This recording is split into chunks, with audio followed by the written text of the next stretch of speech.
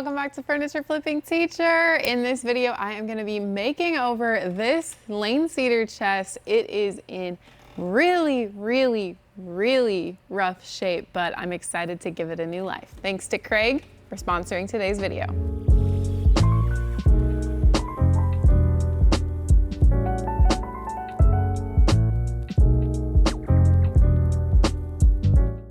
So I got this piece on Facebook Marketplace at least a year ago again, and I probably overpaid for it. I don't think there's a probably about it. I definitely overpaid for it due to the condition that it's in. It is a lane cedar chest, and the inside is actually in really great condition, as is pretty typical with these chests. But the outside has definitely seen better days. We've got some like alligator peeling going on, like the texture of just the finish over time wearing off and kind of reacting to moisture and things like that. We've got missing trim pieces over here. We've got a lot of filling in from missing veneer that needs to happen, and it's just overall a big mess. So these are faux drawers. I'm gonna keep them. I like the way that it looks, like the overall style of it, but we're just going to make a few updates to it, including the color.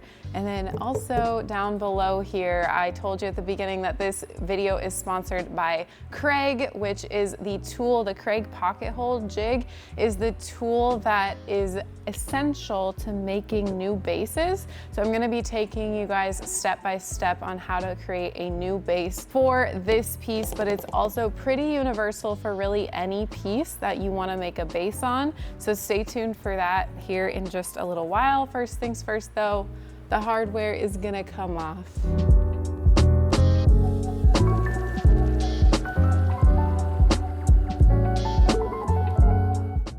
I'm also gonna go ahead and remove this lock mechanism because lane cedar chests, you can't have them lock anymore. So I'm just gonna take this out. I believe either I take this or I take the latch.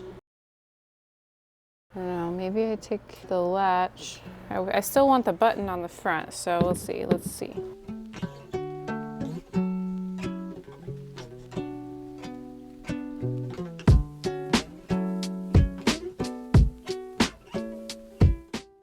All right, I'm gonna keep this one and I'm gonna take the actual hook part of the latch and screw that off instead of this, because I still want the button to be on the front.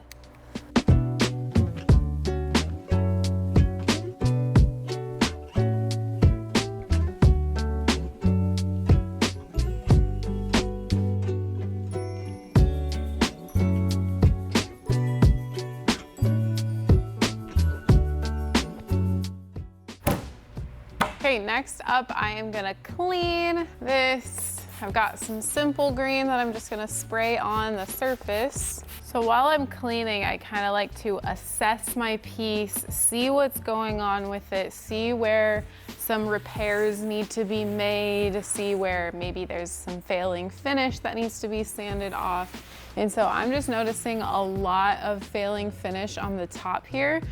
And so I think I am going to be totally stripping the top down to the raw wood, and I could potentially save it. It is veneer, but I could potentially save it and then create a wood top, but I'm not sure if I want to do a wood top since the base is going to be wood.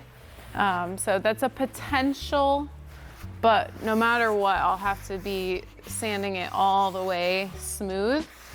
And probably on a majority of the piece that will be the case, because like I said, there's a lot of textures going on, which I think is cool. But since I have to get rid of a lot of the texture on the top, I'm not gonna want like smooth top and textured on the sides and stuff. So kind of just get more of a uniform look across the whole piece and see what we're working with after we get it all cleaned up and sanded. So like I said, there's quite a bit of damage on this piece, especially with some peeling up veneer down here, especially around this little edge banding on the bottom.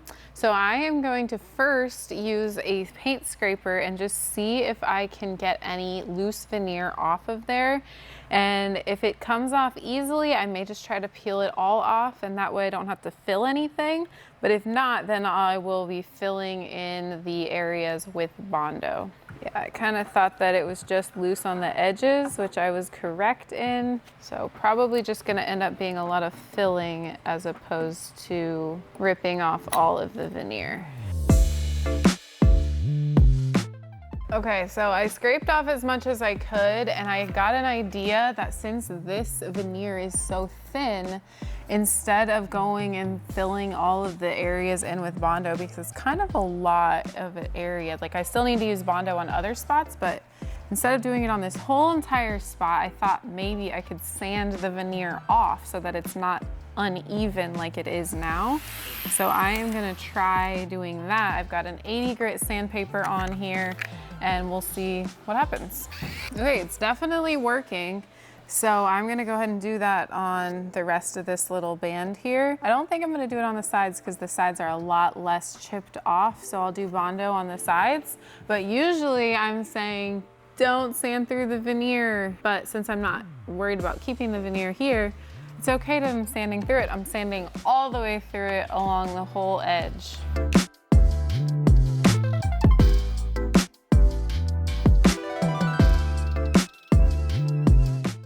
All right, this veneer is so easy to go through that I just decided instead of filling in this little area, I'm just gonna sand it back all the way. It'll take me about a minute or two versus the Bondo where I've gotta mix it, I've gotta apply it, then I've gotta wait for it to dry, and then I've gotta sand it back, make sure it's smooth, potentially do another layer. In this case, I just think sanding it all off would be the best bet. So there is some trim on the front of this piece, and I want to keep it, but the other side over here is missing this piece, and it would be really difficult to recreate this piece or get something that's similar. So I'm gonna replace this side and this side with some other trim that I have on hand. So I'm gonna take this off. Need to kind of pry it up a little bit.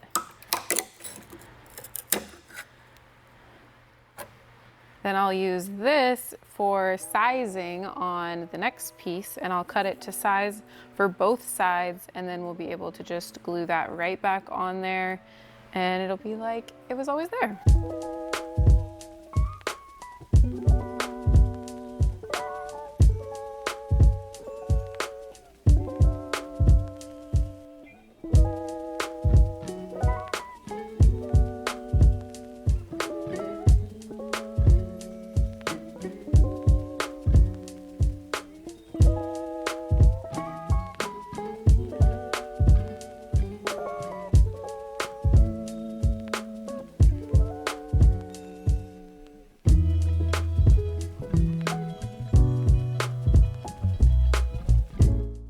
I ended up going ahead and sanding down all of the finish on the body of the dresser, or of the chest, like on the sides and the front here. And so all I've got left is the top. It's just super scaly, I guess would be a good word. So I'm gonna take an 80 grit, just like I did for the rest of it, and gonna sand it all out.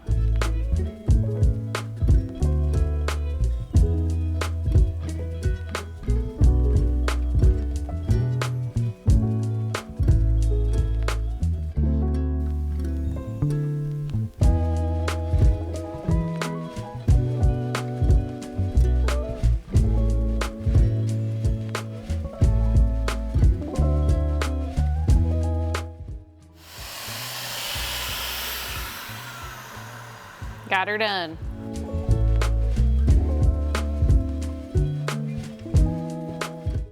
I've got a pretty large area right here that a lot of veneer pulled up when I was sanding. So I want to go ahead and fill that in with Bondo. This is the only really large area, but there are a couple little like nail holes that I want to fill in and things like that too. So while I've got it out, I will be filling any place that needs to be filled. So this is a 2-part epoxy filler. We've got 1 part in the can, 1 part in the tube, and once you mix them together, it starts a chemical reaction. It's gonna start hardening up pretty quickly. So only mix the amount that you think you might need and be able to use before it starts hardening up. You can always mix more, but you can't get it to go back to being soft and malleable. It's just gonna stay hard. So keep that in mind when you are mixing your Bondo. Got a pretty large spot, like I said, but I don't know, maybe I don't quite need that much. Okay, got everything sanded down as far as the Bondo goes, so it's about time to prime. I am going to tape off the inside of this so that I can refrain from putting any paint on the cedar portion. And I just do that with some painter's tape. Tape it off, give it a nice crisp line. It's prime time. I am gonna be using the bin shellac, but it's not the regular shellac, it is the bin advanced, which has the synthetic shellac, which means that it's water-based as opposed to being shellac-based or oil-based, so it's a lot easier cleanup. I have put this in my spray gun before and it just sprays flawlessly for me. Don't have to add any water, anything like that, and it's easy soap and water cleanup. For this piece, it's not very big at all, so I am gonna be using a roller to just roll it on real quick across the entire surface. All of the wood is exposed on it and I do not want to risk bleed through, so that is why I'm going to prime. And this, even though it's water-based, it acts exactly like the bin shellac-based primer where it's going to block those stains and tannins from popping through the paint. You just need a couple of coats and then you should be good to go. I like to line my tray with a piece of foil to kind of avoid having to clean out my tray each time I use it, and that way I can also reuse the tray. And then I just pour a little bit in and we go to town on rolling it on. And I'll probably also grab a brush just to have in my other hand. That way in the corners and things like that, I'll be able to still reach all of the areas with the primer. So let's do it.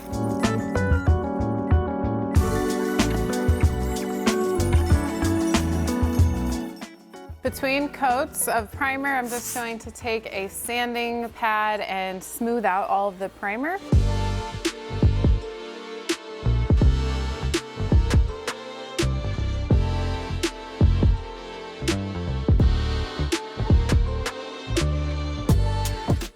All right, it's about that time to paint. We got the 2 coats of primer on.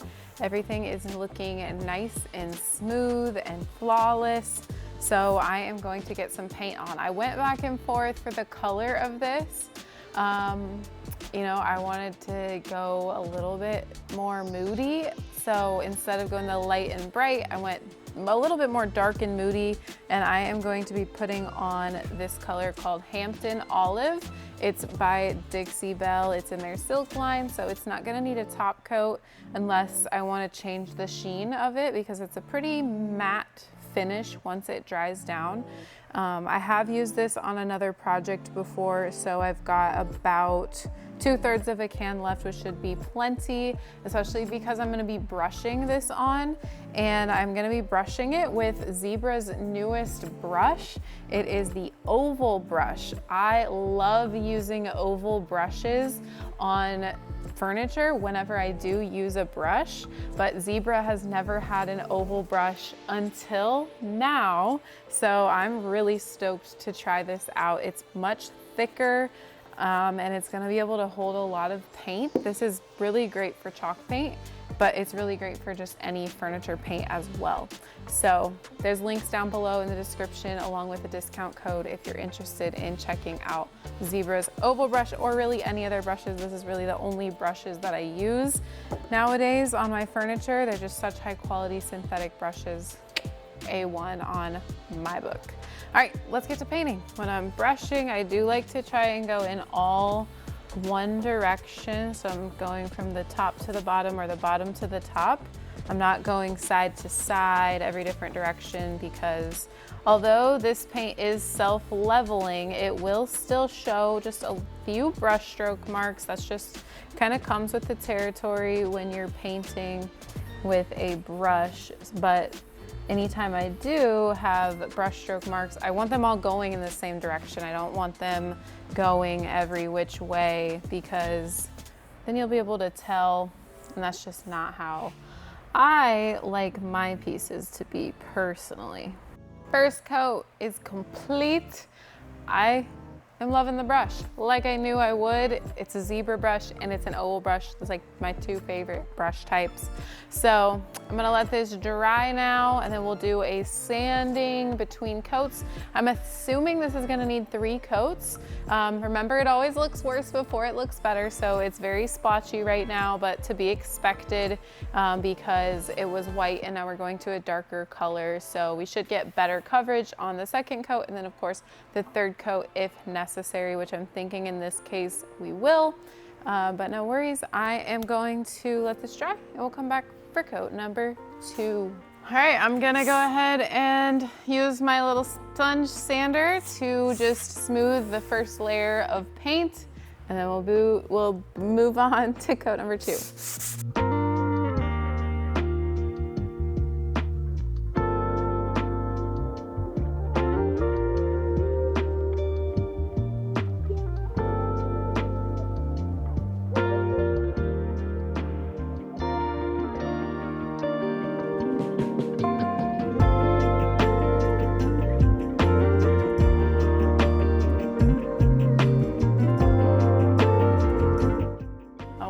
To bring you into my utility closet so that I can show you how I clean out a brush like this so that all of the paint is completely out of it. And sometimes it'll leave some color behind, that's fine. The main thing is you don't want it to dry up in here. If you want your brushes to last the longest, you should clean out your brush even between coats. But sometimes you don't do that, that's fine. I don't do it to all of it either. But I use pretty hot water, and then I use some Dawn dish soap. But the key here is this zebra brush cleaner. It's a comb, and I'm gonna show you how it works right now.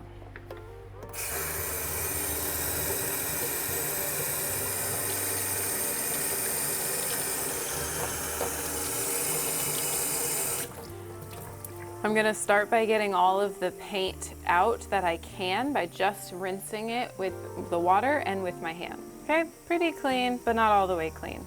So next, I'm gonna take some Dawn dish soap and put just a little bit on the end here. And then I like to take the palm of my hand and really just rub that soap into the bristles of the brush. Get that all nice and lathered up.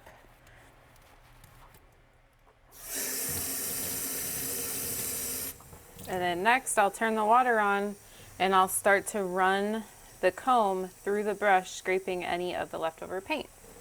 And then I just wring it out as much as I can. Get as much water out as I can.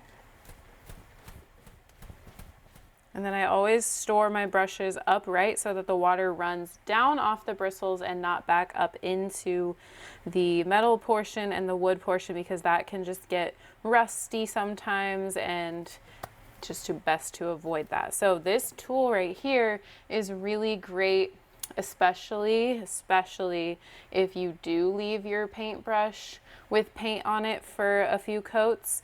It can help get any dried up paint chunks off and things like that. So I'll link this down below. And again, same with the brushes, you can use my code to get 15% off.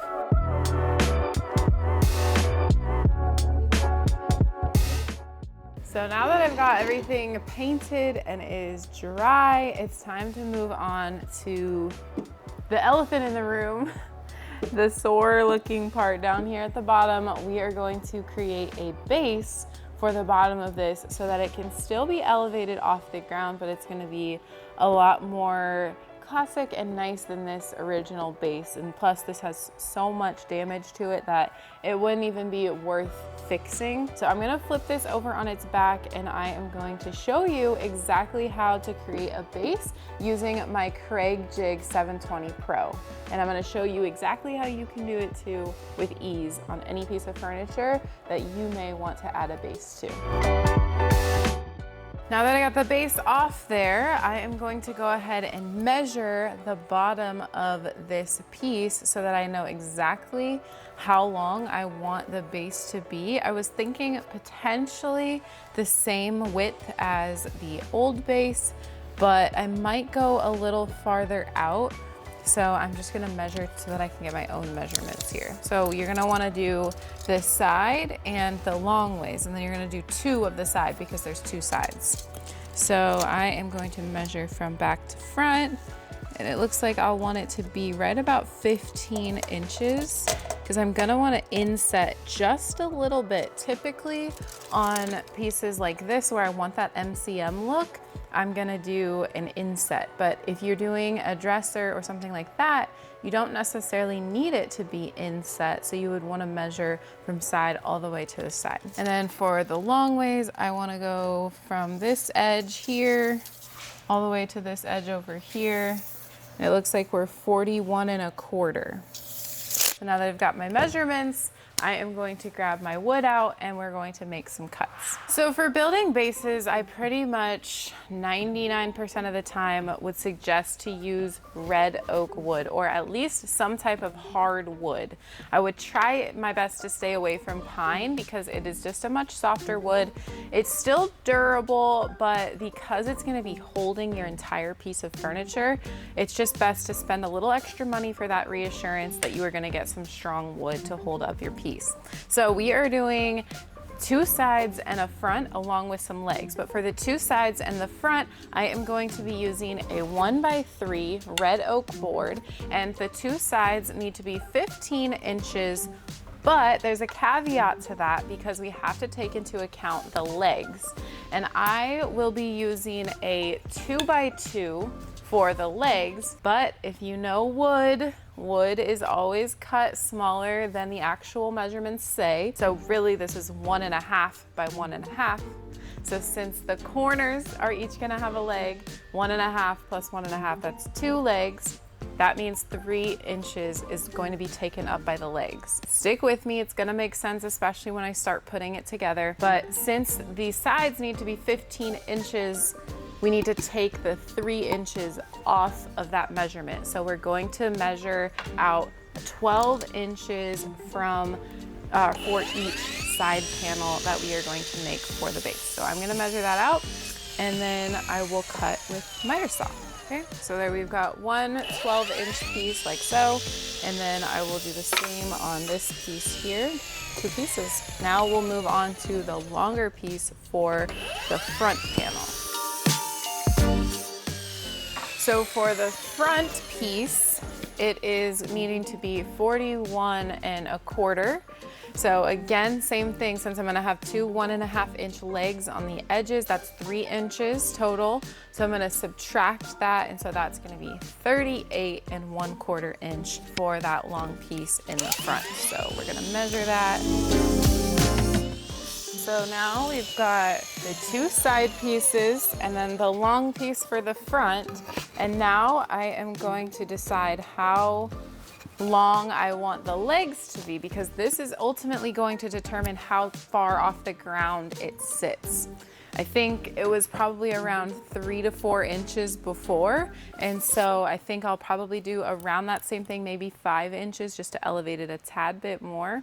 And I am going to be cutting that, like I said, out of the red oak 2x2 piece. And we're gonna be making some fun cuts to make it just not like square, but also kind of make it a little bit more like MCM looking and give it a little bit of slant and a little bit of visual interest down at the bottom there. Okay, I decided to go with 5-inch legs, so I got those cut, and now I am going to be cutting the front 2 legs only, and I want them to have a little bit of a slant. So what I've done is I have just taken my leg and I traced a little outline of right about where I want the slant to go. And because I don't want to put my fingers in here when the saw is going, I am going to use a clamp to just clamp this down so that it will not move and my fingers aren't in the way when I am sawing down the piece of wood. So just gotta kind of get it just right.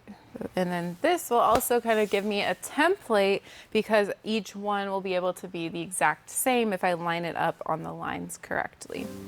So safety first, glasses on, fingers stay back. And with this, because it is just a little bit more unsafe, I guess you could say, you just want to be really careful, go nice and slow. And then if you like, just be ready to take your hand off of the saw. And just pop that clamp off. We've got two different pieces. We got the little piece that we cut off, and now you've got that pretty slanted leg here. So we'll do that one more time on one of the legs. The back legs, in my opinion, don't really need it because they're not seen. And so I'm just gonna do it on the front two legs here. There we go, perfect. All right, now comes the fun part. This is my Kreg Jig 720 Pro. I use this anytime I am going to create a base for a piece of furniture. It is the best tool that Kreg has, in my opinion, because there's so many different knickknacks, and like it just seems like they thought of everything to make it the easiest possible for us to create bases like this, or to really create pocket holes, because not only can you create bases, but you can also just create pocket holes for any project that you are doing. So this is the 720 Pro, and then it's got these little attachments on the sides here that will really help prop up your longer pieces of wood so that they're not going crazy. Just gives it a little bit more support there. And then also it comes with a clamp that you can clamp to the back of your table. That way this thing does not move anywhere when you are drilling in those pocket holes. I think that's a really great and thoughtful part of the 720 Pro. And then one of the best parts is, because, in my opinion, because it will help on cleanup later, is the vacuum attachment. And you can just slide that right in to the portion where you're going to be drilling your holes, and then attach a vacuum right here, and it will suck up any of the sawdust that's created from the pocket holes being made. So super thoughtful, all of it. Now we are going to start drilling the pocket holes, and depending on what size your wood is will depend on how far you drill into your piece of wood. This 720 Pro leaves out the guesswork for how you need to clamp your piece in there, because you put it in there and then it just automatically is set to be able to clamp right where you need it in that regard. The only thing that you do need to worry about is actually drilling the holes and how far in you are going to drill them. So luckily, Kreg has thought of everything, and on their pocket hole drill bit, there are different measurements. So we are going to put it right at the 3/4 inch, because although I said it's a 1x3, of course, as we all know, the 1 inch boards are actually 3/4 inch. So we want to put our stop collar right at the 3/4 inch, and then we'll lock that in with this little tool that it comes with, like so. I also have learned something, and I wanted to pass it on to you guys because it has been bugging me so bad. Whenever I would use the pocket hole drill bit, the stop collar would continuously pop off, pop off, pop off. And I'm like, it just won't work. I found out that I was using the wrong drill for drilling with this specific drill. So there's two different types of drills. This is like a drill driver, and this is an impact drill.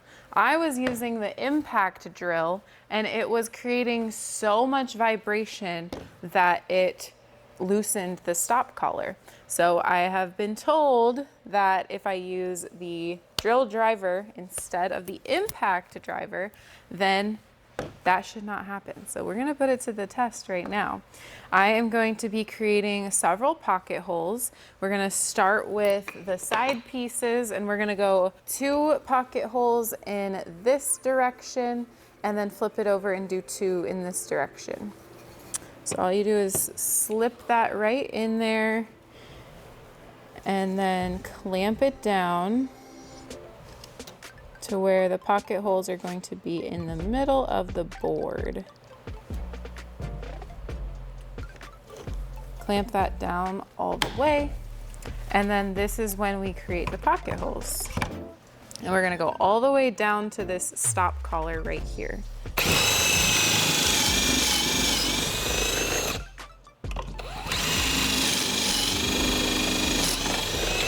Okay, and then we will just unclamp that. And you know what I forgot to do is hook up the vacuum, so I'm gonna do that as well. So that just helps eliminate the mess quite a bit because it's all just gonna get sucked right up. All right, so now that we've got this piece, both of the ends have these pocket holes. Now we need to attach it, drill holes, pocket holes to attach it to the actual bottom of the piece. So what I like to do is just flip it over on its side, make sure I'm still drilling holes on the same side as these holes are, but now instead of going up and down, I'm going to be doing sideways. And since this is a pretty short piece, I'm probably only going to be doing like 2 sets of pocket holes here. All right, and now this is able to be connected to the top or the bottom of the piece, and this will be able to be connected to each leg. So now we're going to be doing that same thing on the other side piece as well as the longer piece. We'll just need a bit more pocket holes for the longer piece.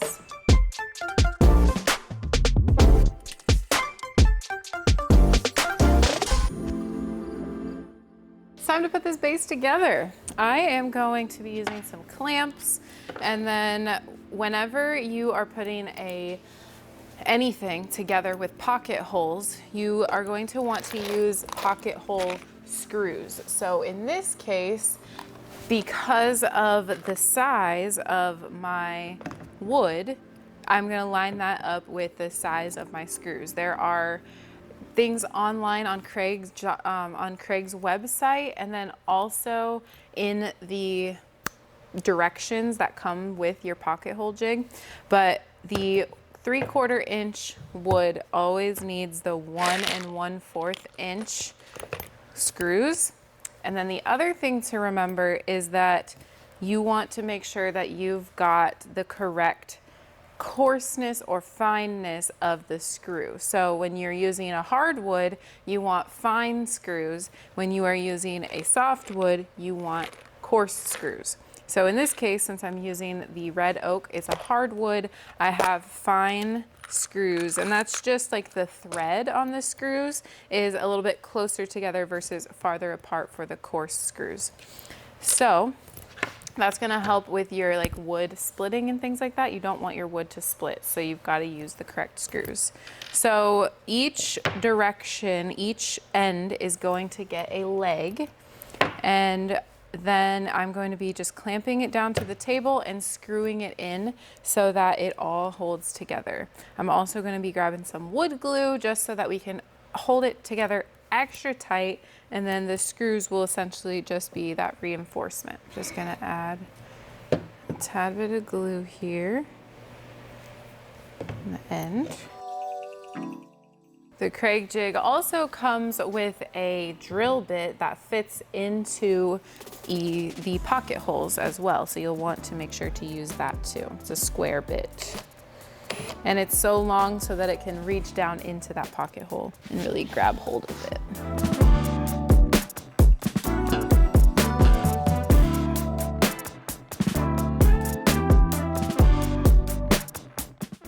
The goal is to get the 2 pieces right here flush so that it doesn't look like you're screwing it together, but it kind of all ends up looking like one base that is all one piece. So we've got the first leg on.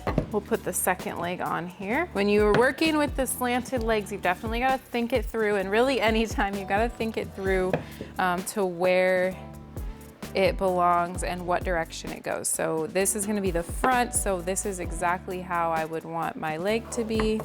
So I'm going to screw it in like so. Okay, so now we've got one side piece. There is the front slanted leg right here. So this will go on this side, and then we'll make the other side piece right now.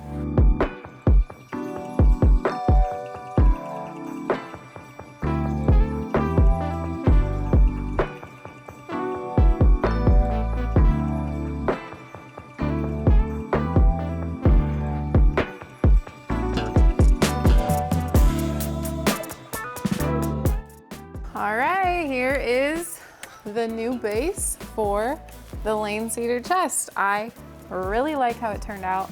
Next though, I am going to be staining it because I think this color is fine, but I think I want to go with a little bit of a darker stained wood base with that green color. I think it'll really complement it well. So I'm gonna do a little bit of sanding just to smooth everything out and make sure that stain takes well. And then we'll get to staining and attach this guy onto the bottom. Okay, I am gonna use the color Mudslide from Lily Moon Paint. It is a gel stain and it has the top coat built in, so this just be a one-step application here. We don't need to do the top coat. Just gonna make sure that it's all shook up well.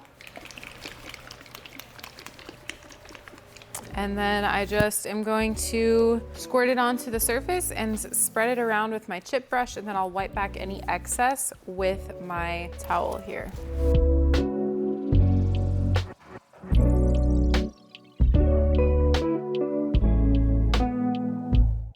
Time to get this base screwed onto the bottom. I love the color that I chose for this base. I think it really complements the green that I have on the piece. So we're just gonna get this lined up right where we want it, making sure that it is evenly placed across the entire piece, which it is. And then I am gonna be using the same pocket hole screws to attach the base, as well as the same drill and the same drill bit, because it is the square drill bit that fit right in with the pocket hole screws. So this is why I drilled some pocket holes into the boards facing this way, so that it can be attached super easily to the base of the cedar chest here. So I'm just gonna wanna be careful. You kinda wanna make sure if you're doing something like this, where the bottom is, like the chest is open, I don't want the screws to go in through the whole bottom of it. So I'm just gonna be a little bit careful, but these really aren't too long, and plus they'll stop about here. So we'll have plenty of room for them not to go through, but just something to think about in the future if you are doing a project like this. Just again, making sure it's all lined up good.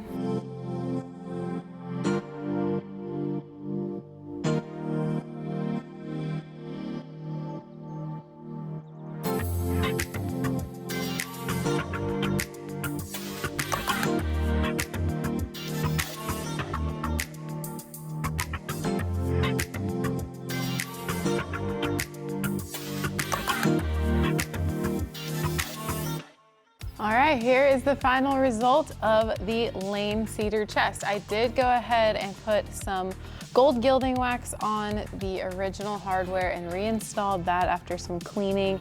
And I just think that that made it so much better, and it looks pretty high end if I do say so myself. It was kind of like a silvery color, and so I think just adding that gold gilding wax really helped it pop a little bit, but then also again it adds that sophisticated look along with the base down here. And again, a big thank you to Kreg for sponsoring today's video.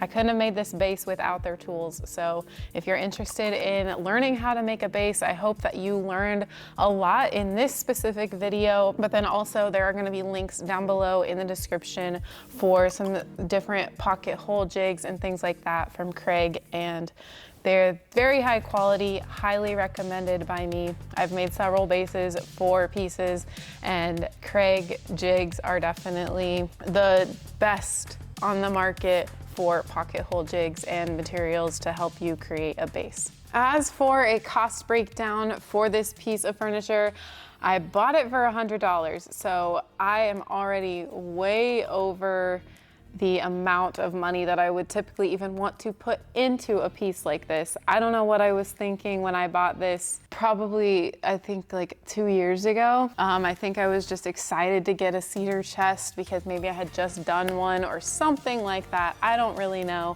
but $100 is quite a bit to pay for this when maybe the return is maybe somewhere around $300. And then of course I did put some money into it. I sanded everything, primed everything, painted everything, and then I created the new base and stained it. So right there, we're probably in around $50 for extra materials, including all of the wood and the primer and the paint, etc.